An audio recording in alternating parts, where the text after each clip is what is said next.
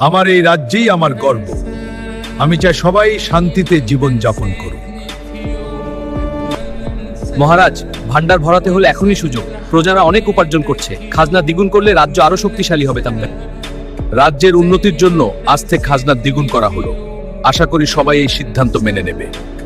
এভাবে চললে আমরা কিভাবে বাঁচবো? ঘরে খাবার নেই, মাঠে ফলন কম, খাজনা দেব কোথা থেকে? ভয় পেও না, অন্যায় সিদ্ধান্ত চিরকাল টিকে না। আমি রাজদরবারে গিয়ে মহারাজের সাথে কথা বলবো। আমি সত্য বলতে এসেছি।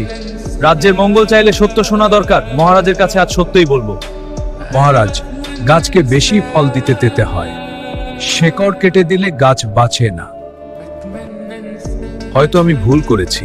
একজন রাজার উচিত সব কথা যাচাই করে সিদ্ধান্ত নেওয়া। আমি আমার সিদ্ধান্ত পরিবর্তন করছি। আজ থেকে খাজনা আগের মতোই থাকবে। প্রজাদের কষ্ট আমি দেখতে চাই না।